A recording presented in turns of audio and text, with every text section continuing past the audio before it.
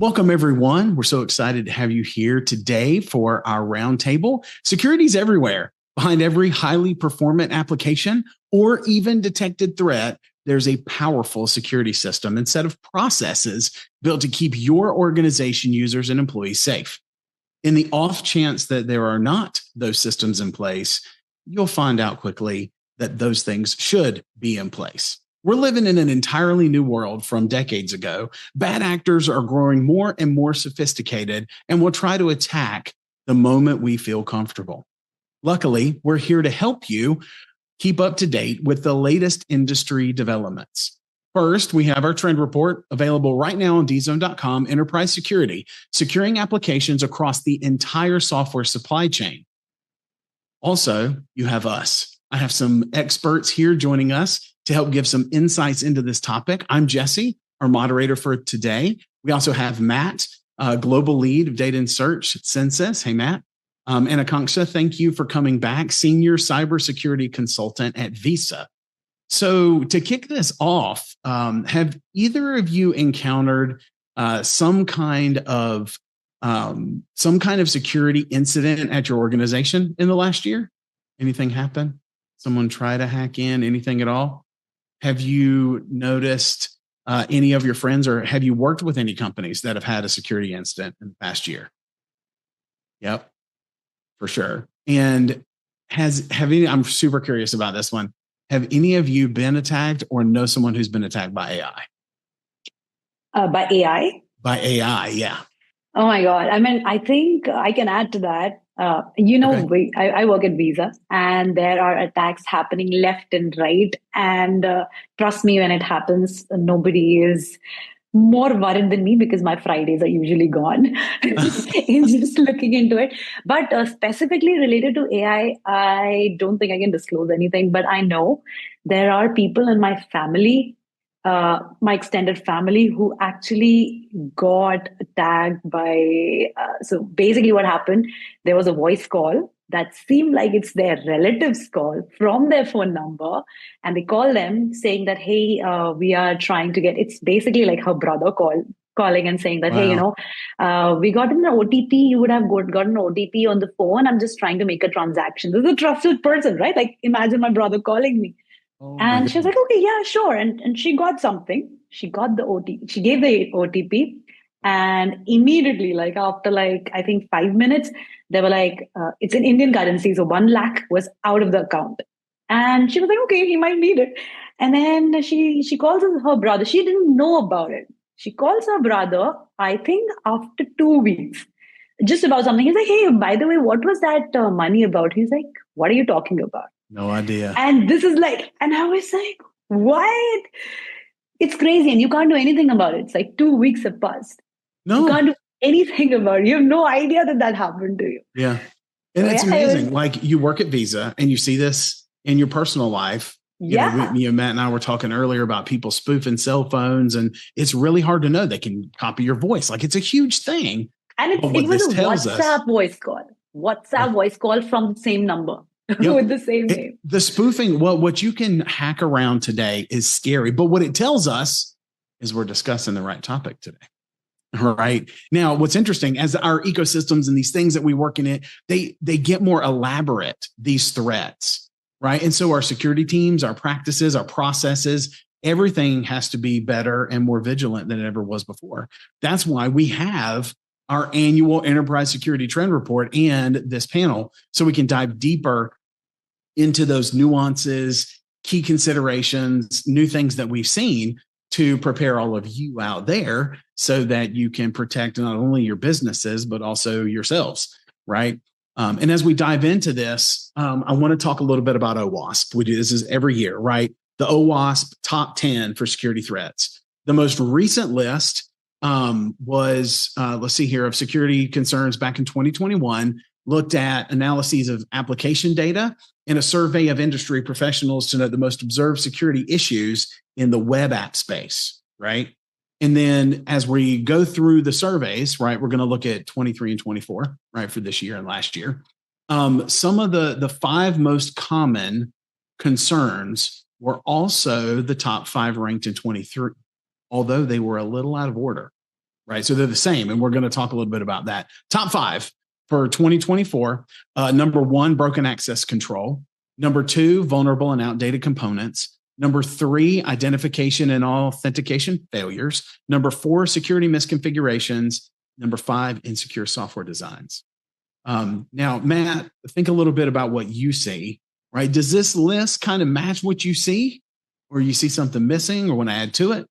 No, I honestly think it's right on the money. For number one, broken access control, we have a rapid response program, right? Which is basically, let's go out and fingerprint all of basically the critical vulnerabilities that come out within about a 24-hour time span, just to see kind of like what the global disposition is. And that, a roundabout kind of non-statistical, Matt Lumbrate's off the top of his head, I would say about 70 to 80% of what we see within that grouping usually relies on something like a privilege escalation or remote access control that takes advantage of an access control mechanism that is just faulty by association. So I think the value for that for an attacker is that they don't necessarily have to get to the right system first, right? They just need to get to the right organization.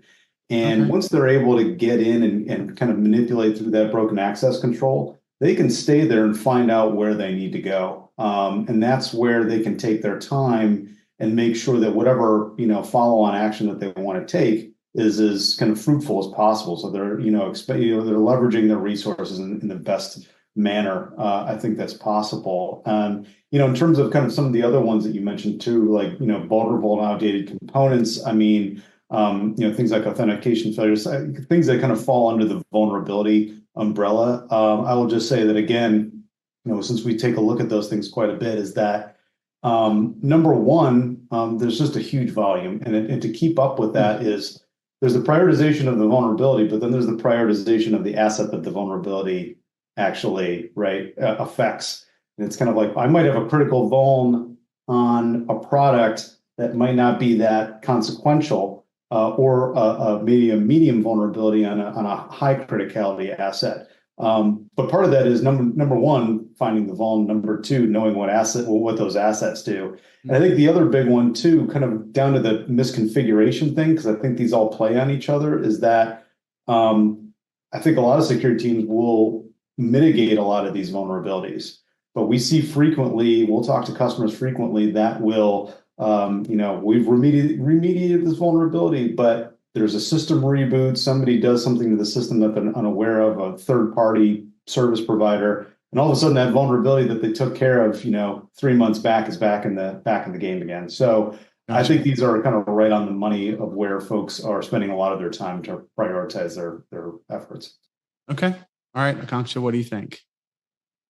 I mean, I would agree with what Matt said. So I think the first thing that he was talking about, right, when we say broken access control, and that's what even the current major incidents that are happening, I would say not just at like smaller companies, but these big zero-day vulnerabilities when they come out, especially like the Move It, right? It happened due to PBI, and they were able to get into the admin role. So yes, that I 100% agree, right? The weakest link is what they target, and that's the easiest way to get in. So I agree that broken access control is probably number one, because that is where, it's always like, hey, how's the IAM controls? How are your permissions? How is the access?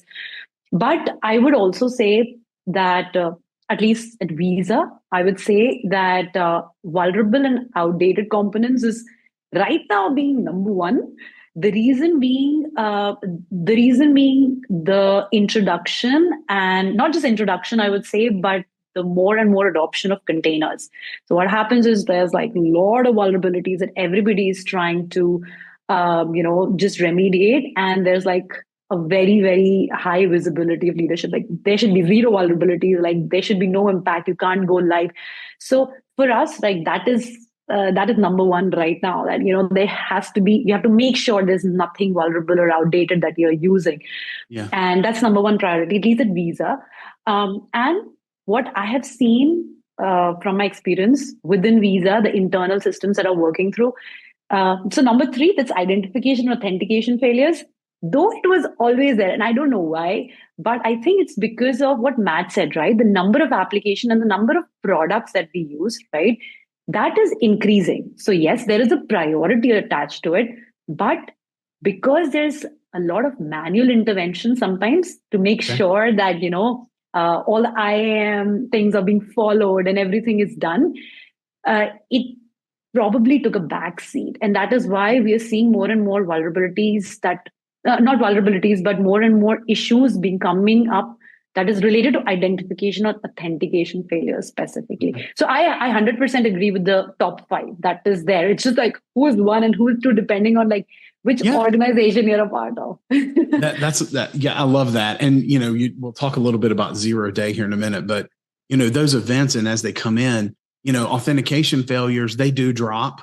I mean, everybody now is 2-factor authentication and SSO. So I think there's something to be said for identification, authentication failures, security misconfiguration, and insecure software design to drop, and for the other 2 to come up. But there is one that's really super strange to me, and maybe y'all can give me some insight. But number 1 and number 5, they swapped. Right. So number 5 last year was number 1. So insecure software design was 48% last year and 59. So I'm wondering, like, how in the world did it drop? Like, what do you think that's attributed to? Like the developer in me. Okay. The developer in me wants to say developers are just doing an amazing job. We're designing better software. Yes. We'll pat ourselves on the back and all of that. But that's like, is that real? Is that what y'all are seeing? I mean, Matt, do you see this like where you are over at Census? Do you think this is accurate, that the designs are just getting better, or do you think it's something else? I will have to say that this is a guess on my part. But my theory is that, and no offense, but I kind of think that a lot of security teams just take it as a cost of doing business. Like there's always going to be insecure software design, and there's not going to be really reliable, at least currently reliable or kind of routine and quick ways to determine that you have one of these issues until someone publishes a vulnerability about it, until someone gets into the data, until someone goes into the code, figures out how to break it. So I'm still hurt just a little bit. I know. But, and I think the other part too is that a lot of security teams go, well, are we going to spend a lot of resources to do this? Or are we going to kind of push our security barrier a little bit beyond that and focus on what we can control, which is the broken access control, which are these other parameters that they can control, I think. So that's kind of just my thought process behind it. What I will say is, and I can't remember off the top of my head, but I believe that there's been some litigation recently occurring about insecure software design. And so I'm wondering if, that might have an impact. I wish I had the article in front of me, but it'll be kind of interesting because I know the reason I bring that up is because I've seen a lot of the White House directives. There's been a lot of kind of drumbeat at the government level about secure software design. I used to be in the federal government about trying to get that figured out for the federal government. And I think I think a lot of people are kind of maybe waiting for some of those blueprints before they kind of spend a lot of resources. That's just kind of my thought. But it can't be true at Visa. She's with the developers, right? I do. And I might have slightly different thought on this. And, okay, sure. So I believe that the reason why this particular topic in secure software design has dropped is because we were able to tackle and we were able to, I would say, address the issues that were there a few years back. And I'll tell you why. Okay. Now, it was always like we've heard that before as well, right? Everybody was trying, the security was trying to push and tell them that, hey, this is a problem. And, and then we had to convince leadership. Again, it was never like that at Visa because security is number 1 for us. But usually that's how companies work. But because I work with a lot of third-party vendors, like that's my job. I work with all of them. And now what I've started seeing is that the leadership, they have started realizing, and especially with the advent of AI, right? And the number of incidents that are happening every day and the number of queries that at least like companies like us, we are sending out to all our vendors.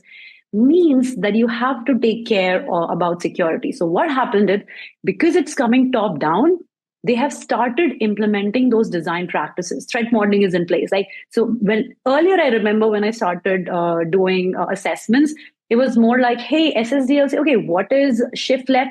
I used to get that questions. Now, in like questionnaires that we send, we get like a ready-made answer. Hey, we implement SAS, DAS, and we do threat modeling, and we have a secure by design code, and this is by default, which means that organizations are now aware about it. It's just inbuilt. They know that a code cannot go into production without being threat modeled or without being reviewed by the architecture team. Maybe that is the reason why insecure software design is a lower concern. Now everybody is doing it. Now it's more like you're testing it and you're getting some issues. How are you going to fix it, like implementation wise? Again, that's what I think. Okay, and I just heard developers are heroes, so I'm game for that. But they are. Yeah. The other thing that I thought, you mentioned the shift left, and then I'm going to tie that in with something, Matt, you said about the cost of maintenance, making sure that we're doing software. I do think that the popularity and the or infamy rather than famous, right? The infamy of the things that are happening to other companies around security have made its way around, that people are going to open their pocketbooks and they're going to buy good tools and they're going to invest in security. And I think as such, it raised the overall security posture everywhere, which I think is great. But the battle's not over. It can't be, right? Because just like we do changes, they're getting better too, So, all right. So we talked a little bit about security over the last year and how things have been improving. I want to switch gears for just a second and look at something else around software supply chain security. Now, it's fascinating to even talk about what is software supply chain, right? It wasn't even a term that we would think. Supply chain was like something for other manufacturing companies and all that kind of stuff.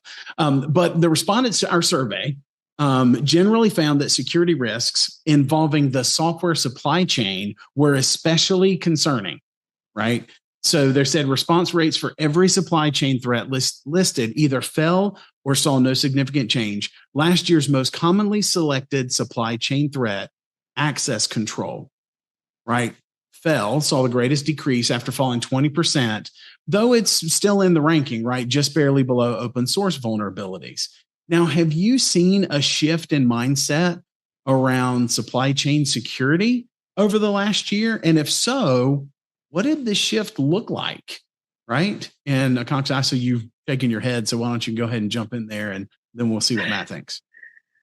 This is one of my, it's the closest topic right now for me, because I am working extremely, extremely deeply into this. In fact, I'm actually presenting a paper at LastCon next month. Yeah. So this is 100% accurate. Like, it was always there. Everybody was aware about software supply chain. And I think we've been talking about it for a very long time. But there is definitely a shift in the mindset. And as I said, and that is why I would, again, support what I said before, that the shift is because now it is coming from top down. And it is more like, hey, the leadership is asking questions. How are we making sure that we have like a clear visibility of NH supply chain? So again, like it's you know what, if you start tying up every company or the vendor you work with and the vendors they work with, it's an interconnected system. The entire thing will be interconnected somehow, right? So we only look at like 6 level. That's like the maximum level that you can actually have a control or that can have an impact on your organization. But now it's no more like, hey, you maintain a list on an, let's say, Excel file that, okay, what are the vendors, what are the tool they're using? No. Now we are deploying new tools. So we are actually, when I say we, our company is actually investing in getting the new tools through which we can manage the supply chain and get as much deep information. And the reason is, when an incident, like, again, I'll give an example. When an incident at PBI happened, if we knew that, this is somewhere linked with PBI, I could have just gone 4 levels down and be like, okay, PBI uses 1, 2, 3, 4, 5. I don't think we use this component. We are good. Or they are using this component. It is used by XYZ library and we might have been impacted. That is the level of detail that we want, because we have very less time. Because the more time we spend, it means the impact would be higher. So I definitely think there is a big mind shift because they're investing dollars. Okay. So big mind shift on your side. Matt, do you think there's a real mind shift or is there results of fluke? What do you think from your I would say anecdotally from what I've heard from a lot of customers and folks that we speak with is that, yeah, I mean, yes, is the short answer. And I think that, I mean, I would say it falls under a greater category of, I think a lot of the companies that are looking to secure themselves are kind of under the cybersecurity maturity model mindset of saying, instead of going, 5 layers deep in our internal organization, we need to start, again, pushing the boundaries out a little bit further beyond whether it's a third-party service provider or whether it's supply chain oriented. And I think to Akanksha's earlier point too, a lot of the larger companies and developers out there are, upping their game when it comes to securing software, to making sure a lot of these vulnerabilities are taken care of from a developmental standpoint. But I think what folks are starting to as they're able to kind of focus a little bit more on third party and some folks outside of their internal organization, they have time to kind of delve into what components make this stuff up, where they really didn't have a lot of that time earlier. And as they've kind of built a lot of their organizations up to better deal with that at scale, I think they've had enough time to deal with that. And again, a lot of folks that I deal with, work with are in the federal government. And of course, there's that big standpoint of we can't just know who, again, whether it's a contractor, whether it's a development company or whomever it is, there's not just one group of people behind any implementation of anything. There's always multiple components to that. And, I think it's a trust but verify type situation, because I think at this point, everybody's seen enough supply chain issues to know that they need to not only know who they are from a security standpoint, but to Akanksha's earlier point too, is that when something happens, how quickly can we get that answer? How quickly can I find the device and so instead of trying to, solve that mystery in the moments after the issue, the hours and days, and ruining people's Fridays, they can get the answers in minutes or hours versus days. So I think that's, in terms of what we've seen from a customer demand standpoint, they really want to dig into that. Okay.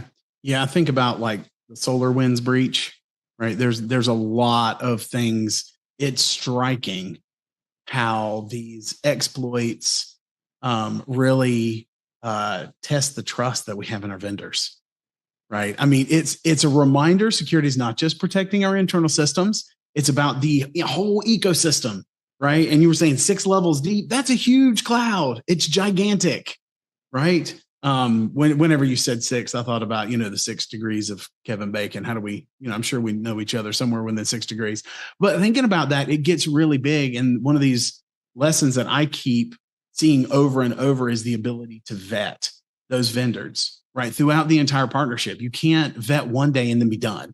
It has to be maintained, So want to jump a little bit. I know we're great on time, but I want to make sure that we get through DevOps pipelines. And I'm super interested, Akanksha, in Visa here.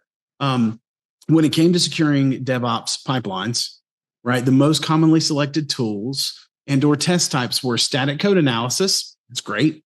API testing and SAST. So static application security testing.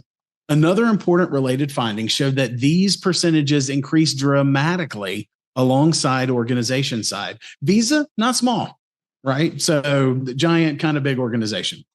So respondents at small organizations were considerably more likely to say their organization starts implementing security in the planning, analysis, or the design stages. This is why I'm super interested to understand what Visa is going to say here.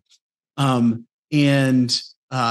larger your company gets, the less likely they would start that early in the process, right? It seems to indicate that larger companies may have had more resources for DevOps, and smaller organizations, though, are faster to adopt a DevOps first mindset towards security, even if their tools fall behind, right? And it's not totally surprising, but wanted to kind of get your thoughts on it. Like, what advice would you give to folks at smaller organizations trying to tap into some of the cost issues that they have, right? Because there is a budget concern, and are some things better for small companies rather than big ones, right? Like what advice, like practical advice can you give? Because I know that a lot of our developers do work at a Visa, but some of them work at smaller companies. So if you could just share for a minute about what y'all do, I think that'd be real helpful. Sure. So first of all, I just want to emphasize the fact, at least at Visa, because security is really important. We use SaaS, DAST, WAST, RAST, everything, and even more than like the normal tools that you can imagine. There are vendors, like the tools that third party give us. There are inbuilt tools, and there are like open source tools that we use as well. So at least at Visa, I can't say that we don't adopt the DevOps practices, but there is a reason, I think, why we're saying that when the organizations are bigger or larger, there is a little less, I would say, focus on DevOps. The thing is, when you're a smaller organization, right, the number of products or the application, usually, again, it's not generic, but usually what I've seen is when I work with like startups, right, who wants to work with us, they have a limited application or source code that they have to work with. So at least the scope that falls within Visa, we tell them that it's a clear-cut funding. We would not work with you unless there's like SaaS, DAS at minimum that is happening at production and staging environment. And of course, during your development, you need to have SaaS and everything implemented.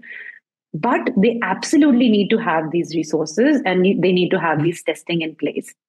Having said that, there are companies who like, hey, we would do SaaS, but right now we're not doing that. So companies, I would say, and again, I don't think I should be saying that out on a public forum, but companies like not just Visa, like these big companies, when they know that the startups, they can't always have their own testing tools implemented. They offer these companies to, hey, you know what? If you want to work with us, that's fine. You can just share the source code and use our testing tools. We will do the testing and we'll give you the findings. Just remediate that. I think I have seen there are a lot of companies who are leveraging our tools, and they're just doing their code testing, and they're saying this is all good, and then they sell it out to other companies. They're like, hey, we are vulnerable free, and we have this testing that is done by Visa. I'm saying that companies offer, so I don't think there is absolutely a bad thing. Of course, there is some risk saying that, hey, you would spill your secret code, right, or your secret recipe. So like, of course, like there are ways how you can just make sure that only a few part of your code or application that's like absolutely proprietary, keep it with us, but something that you think that can be shared, leverage the tools that these big orgs are offering. All right. What I'm hearing is, for all of you smaller companies out there, partner with Visa. You get some free testing tools. You should. That's what you heard, right? Yeah. Yeah. And I mean, honestly, I have a question too, because I would assume, my assumption would be that, if I were a large organization, it gives you a little bit more transparency into that process, right? You're not just relying on, well, here's the report that I got, and maybe there was some, whatever. So it seems like it's a little bit more of a transparent process. It's a true partnership. I like that a lot. That's cool. Y'all, you heard it here first. We'll put a conscious email right here across the bottom. You can contact her directly. No, just kidding. All right. So last question. I know we're pushing up against time, but I want to spend the last few minutes that we have together talking about AI. What talk in 2024 would be complete without talking about this subject? So we look at AI's role across, application security in general. There's really two lenses I want to look through. Like, what does AI look like across security environments today? And what is it going to look like over the next 5 years? Right. So our findings showed that things like threat detection, anomaly detection, fraud detection, AI assisted code scanning, right, are the most commonly selected responses that people think. However, they showed relatively low response rates for individual AI security use cases, along with the fact that most respondents claim to be using AI for application security to some extent. So this seems to indicate to us, at least, that AI's utility for risk detection and mitigation is generally accepted, though the specific areas where the AI capabilities are most useful are not yet solidified. Right? So people are still testing, trying a bunch of things out. How do you think organizations can make AI more practical versus theoretical, right? In general, and then specifically on security.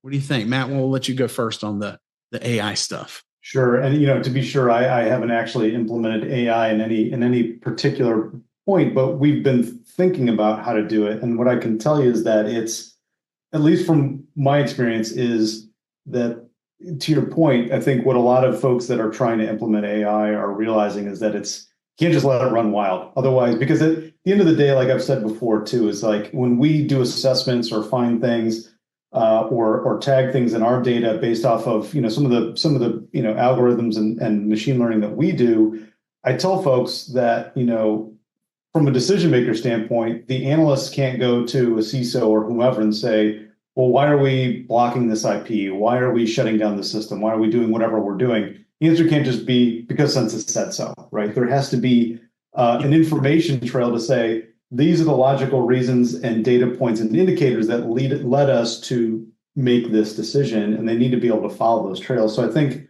there's this understanding that discrete is better with AI, right? And discrete use cases that can possibly be chained together later.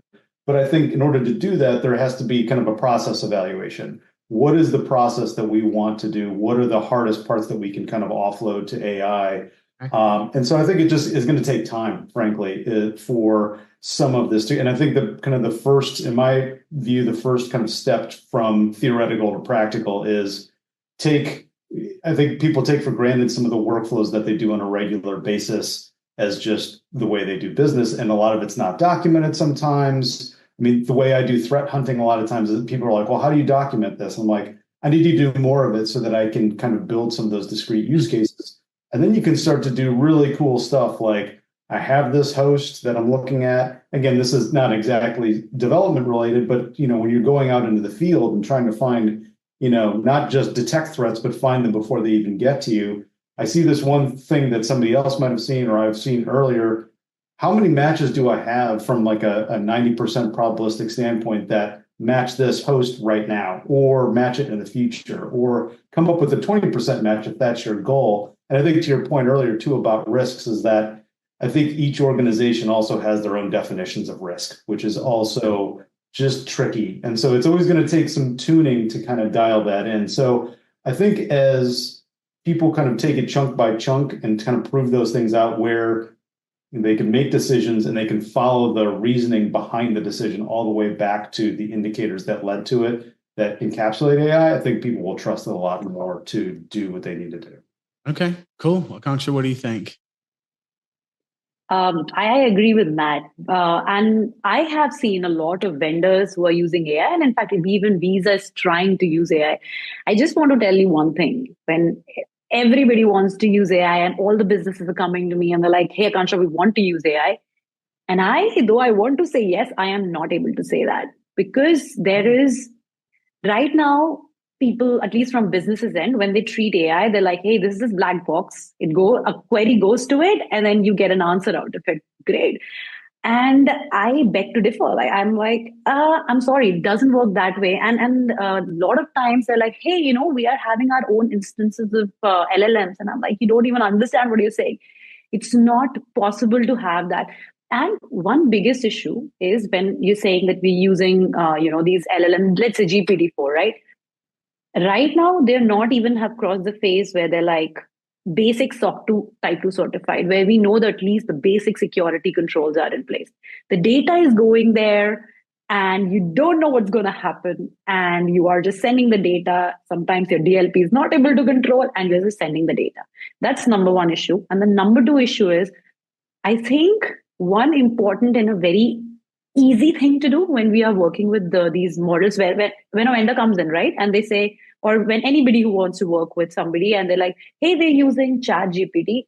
There's just one thing that they absolutely want to make sure it's there. It's called enterprise AI. It's called enterprise API licensing, which denotes that if you have signed it, your data, at least they're saying that your data will not be used for trading purposes. So you want to make sure that your data, even if it's going, even squaring the LLMs, they're not used for trading purposes. That is a simple thing that everybody can do. So if anybody wants to use AI, please just make sure you have an enterprise API license signed and you have that and just read it. Yeah. That is definitely that I want to say before I say what practically versus theoretically. The things that at least I am allowing, I am approving are things like, I would say, companies who have not just started investing in AI, but who were investing in AI from a long time. So what happens is they have like their private instances of these machine learning models that are out there. Now you have your own model that you can train, that you can give data, you can give prompts. You know the biasness has been checked, and all of those good things, right? So I am trusting those companies more and more. So that is more practical for Visa to adopt at this point of time. I'm sure it'll change after a year or two once we know that these models are trusted. But at this point of time, those things, those kind of use cases where you're not sending a lot of sensitive data. There are documents, but it doesn't have like your PAN, PII, your PHI, like all these big sensitive data. If you have such use cases, then I think it'll be easier for companies to adopt and justify that. How are they using it? And of course, the risk is less. A long answer, but yeah, that's what I. Listen, we called ChatGPT on the carpet for not being SOC 2 compliant. I mean, I thought it was awesome. I love ChatGPT. Okay, I love it. Me too, right? But I'm not going to give it my data unless you're protected for sure. All right. So the last thing, the darker side of AI, if you will, AI is creating new security risks. Right? There's deep fakes. There's, we were talking earlier about, your brother calling to pull some money out, which was totally not him.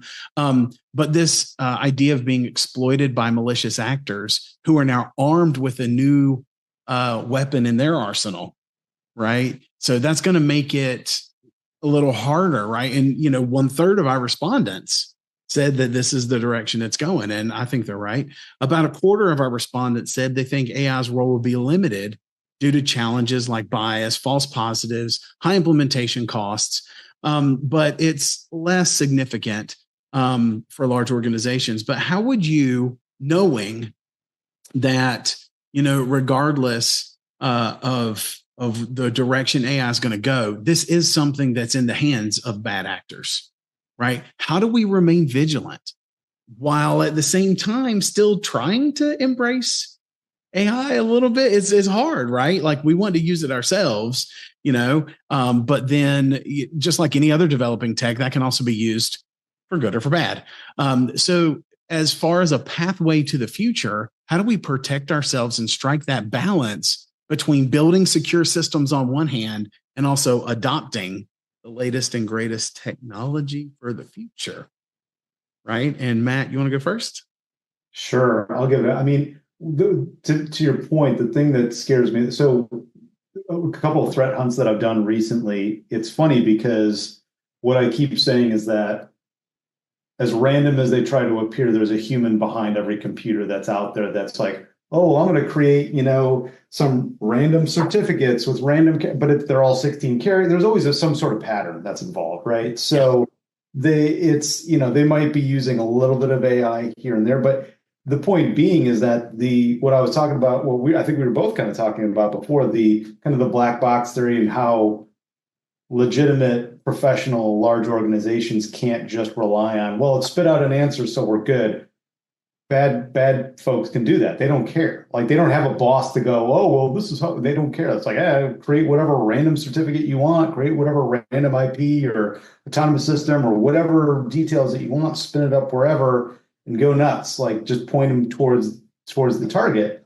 I think, it's really at that point, it's an arms race, not to sound doomsday about it, but it's how well can we detect those patterns? Because at the end of the day, I still think there's going to be patterns. The AI still, everything relies on a pattern in some way, shape, or form, at least as far as I understand it. So, and I think that's where it's kind of, being discreet about what those different use cases are going to be is going to be how to combat that, at least on the kind of the front edge of those defenses, in my view. I don't think there's going to be, from a security operations standpoint, I don't think they're really going to have an option but to compete at the speed of AI. They just need to do it in a very measured fashion and figure out where and why they want to use it, and how AI is actually going to leverage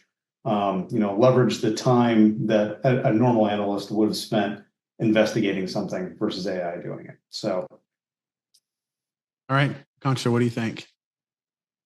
I agree with Matt, what he said. And I think all the companies are even trying to adopt AI. But the biggest challenge, as you already pointed out, is the operational cost. Like, we tried to get our private small LLM model, and one GPU cost like $70,000, right? And you at least, like, for only one business case, you need at least 2 GPUs to run. Okay. Now, how do you justify this cost? Because if you are getting this, where are you cutting the cost? Are you able to justify, to the leadership? So the leadership is okay. Yeah, go ahead, get as much money as you want, invest in AI. But they also came back to us saying, I need the exact amount of output and tell me what is the time frame by which you'll show us profit.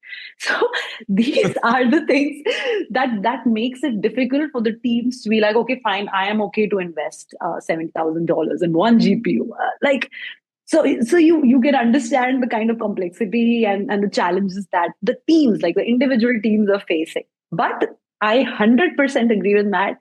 The threat actors, they're not going to think about, we can't put it. They are going and they are using. And that's why the attacks are becoming so sophisticated. We can see it, right? Like now the attacks, they're directly into the root. And so it is definitely becoming sophisticated. But it's just, as I said, right, there are few things that we can control at this point of time, at least for a year or two. I would say we have to make sure DLP is in place. You're not sending the sensitive data out. You have to make sure the licenses are in place. Make sure there's like contracts. There are a couple of AI, the best practices that everybody should be adopting, which they are not. I can tell you that they're not right now, but they're not very difficult. But yes, it'll take some effort. But I would say, to a minimal, please use it if you can. And if you're listening to me, it is really important, because the risk that AI is posing right now, you lose a little bit and the companies is finished. I know there are a lot of vendors that we let go just because of small security issues. Oh, wow. And definitely have an optionality that if I want to switch off AI at any point of time, you should have the ability to do that. Again, a lot of things, but we should be careful before saying that, hey, we're okay to use AI for, just running the entire organization. Don't do that. Not yet. Don't do that. The words we will end with, y'all, we are out of time. Thank you so much, Matt. Thank you so much, Akanksha. It's so good to have you both here with us today. Thank you to all of you out there for tuning in. I hope you enjoyed the conversation as much as we did. What a great topic, very relevant for today. We do want to make sure that you give us a little bit of feedback. So stay on for just a minute and fill out a quick survey. And lastly, a very special thank you to Census for supporting and sustaining this engaging discussion. Your support has been pivotal in making this event a success. So if you want to see more events like this after your survey, head on over to dzone.com/events to see all of our on-demand content. And thanks again for joining us today. We'll see you next time.